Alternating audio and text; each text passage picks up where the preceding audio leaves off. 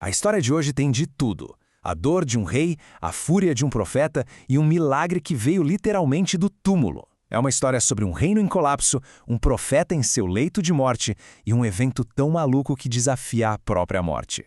Essa é a grande questão, né?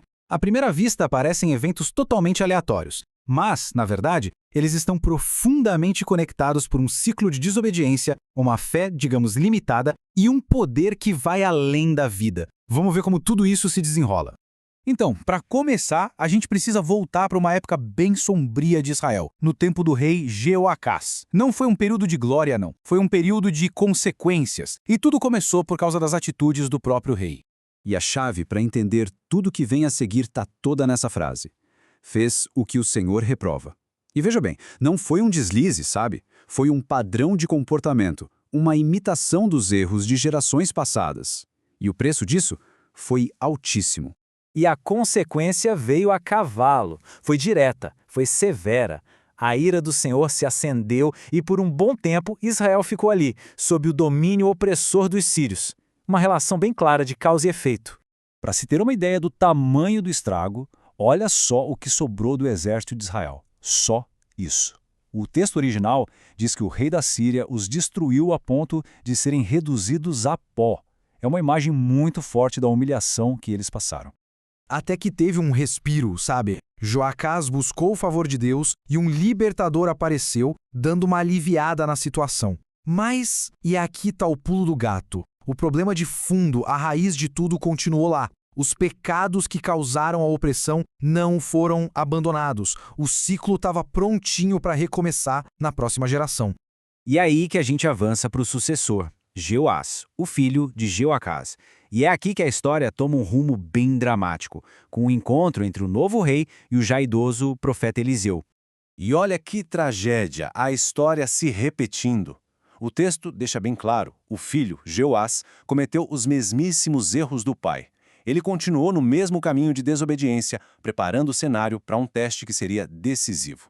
A cena é montada com uma urgência palpável. O grande profeta Eliseu, que era tipo a bússola espiritual de Israel, está em seu leito de morte. O tempo está acabando. Não só para ele, mas talvez para o futuro da nação inteira. Quando o rei Joás vê o profeta morrendo, ele chora e diz essas palavras. Isso é muito significativo. O rei está, na verdade, reconhecendo que a verdadeira proteção de Israel não vinha do seu exército destruído, mas da força espiritual que Eliseu representava. O que acontece a seguir não é só uma despedida, mas um teste final. Um teste da fé e da obediência do rei. Tudo orquestrado pelo profeta em seus últimos momentos de vida. Eliseu dá ao rei uma sequência de ordens bem simbólicas, quase um enigma. Cada passo ali é pensado, carregado de um significado que o rei, naquele momento, ainda não entendia por completo. O sentido do primeiro ato, o tiro pela janela, Eliseu explica na hora. Aquela flecha era o símbolo da vitória de Deus, uma promessa de que era possível sim derrotar os sírios. A vitória estava sendo oferecida, mas precisava ser reivindicada. Aí vem a segunda parte do teste. Golpeie o chão. O rei obedece, mas de um jeito meio contido. Ele golpeia 1, 2, 3 vezes e para. É um momento de hesitação que vai ter consequências enormes. A reação de Eliseu é de pura fúria. Ele fica indignado. A hesitação do rei, essa falta de zelo, acabou limitando a promessa. A vitória total, completa, estava ao alcance, mas a fé parcial do rei resultou numa vitória parcial. Apenas 3 vitórias. Agora vamos para as consequências. Vamos ver como essa profecia se cumpriu direitinho e como a história termina com um evento que, olha, ninguém poderia prever. E não deu outra. A história confirma as palavras do profeta ao pé da letra. Joás lutou contra o novo rei da Síria e, exatamente como previsto, ele o derrotou 3 vezes, recuperando as cidades que tinham sido perdidas. Nem mais, nem menos. A profecia se cumpriu perfeitamente.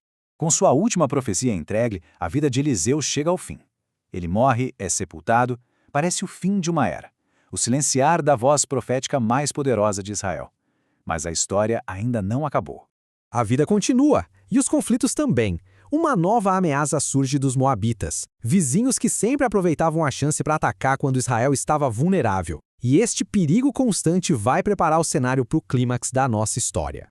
Imagina só a cena. Um funeral sendo interrompido pelo pânico. Para escapar dos saqueadores, o pessoal ali toma uma decisão desesperada e joga o corpo que estavam enterrando no primeiro túmulo que encontram, que por acaso era o túmulo de Eliseu, e fogem.